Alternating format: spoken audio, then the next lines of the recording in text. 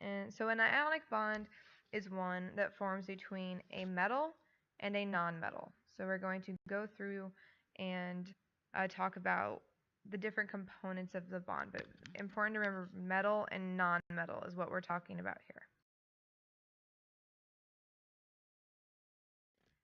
Remember that to form a chemical bond, they're going to form because they want a full outer shell. They want that last energy level to be completely full so that they're stable. And all chemical bonds require energy in order to form.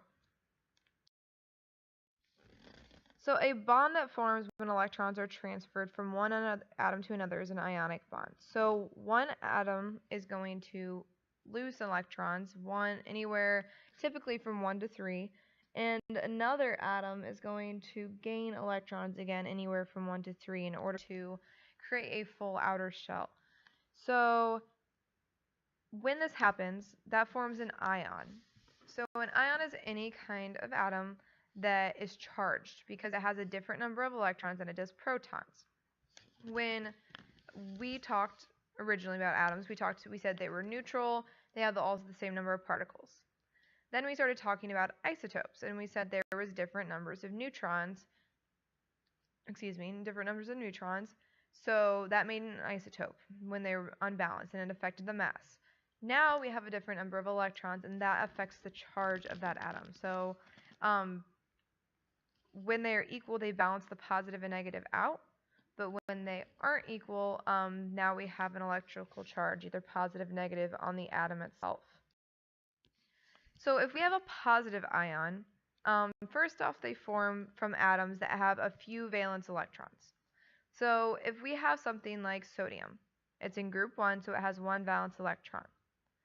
It's really easy for sodium to just give that one valence electron away. So now it doesn't have any electrons in that shell. So now the what was originally the level below it is now the outer energy level, because that other energy level isn't being used anymore. So it's really easy for it to just give that one away, and now it has a full shell. It has a full outer energy level.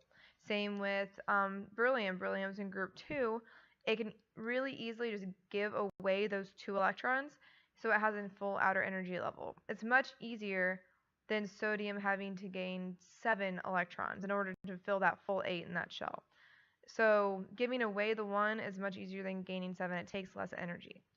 So when they lose electrons, they become a positive ion, which is something that throws people off. When you think lose, you think negative, but you are losing something negative, so that makes you positive. Think about if you subtract a negative number from something, it's the same as adding. So now you have less electrons than your protons, and your protons are the positive ones, so now you're overall going to have a positive charge. So if sodium loses its one valence electron, it now has one more proton than electrons. It originally had 11 protons and 11 electrons. Now it has 11 protons and 10 electrons. So the difference between them is 1. So now that overall charge of that ion is positive 1. So if you look on the ion symbol part there, that's how we write an ion symbol. We will write the symbol of the chemical. So in sodium's case, it is Na. And then as a superscript, so up in the top right, we will write its charge. So when we have a charge of 1, whether it's positive or negative, we just write the plus sign for it's positive, the negative sign if it's negative. So here it's sodium with a positive 1 charge, so we write Na positive 1. If it were something with a positive 2 charge, we would write it as a 2 plus. We usually always write the number first, but that is how we look at our positive ions. Our negative ions are the opposite. When we have atoms who have an almost full outer shell, it's much easier for them to just gain those electrons than give them away. So if we have something like oxygen, where it has 6 valence electrons, it's much easier for it to just get 2 from somewhere else than to give away all 6 of those to have a full outer shell. It takes a lot less energy. So because they're getting more electrons than what they previously had, now they have more negative particles than positive particles, so they're overall negative. Again, that's something that throws people off. They hear the word gain, they think positive, but you're gaining something negative, so you're overall more negative. So again, we say it needs to gain 2. It has 6, so it's gaining 2 to get that full 8. So originally, we had 8 protons and 8 electrons. Now we have 8 protons and 10 electrons. So if we take 8 minus 10, that means we have an overall charge of negative 2, which we tend to write as 2 negative.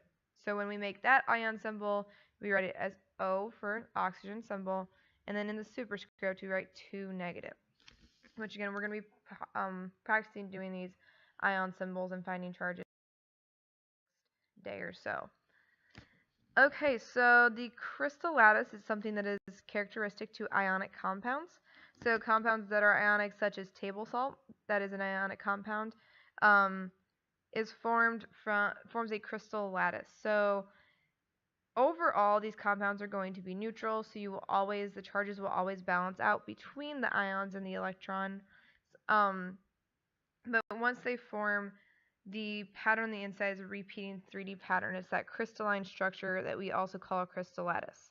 Because it has this crystal lattice and these strong bonds, ionic compounds have high boiling points and high melting points. It takes a lot of energy to break them down, and they also tend to be brittle.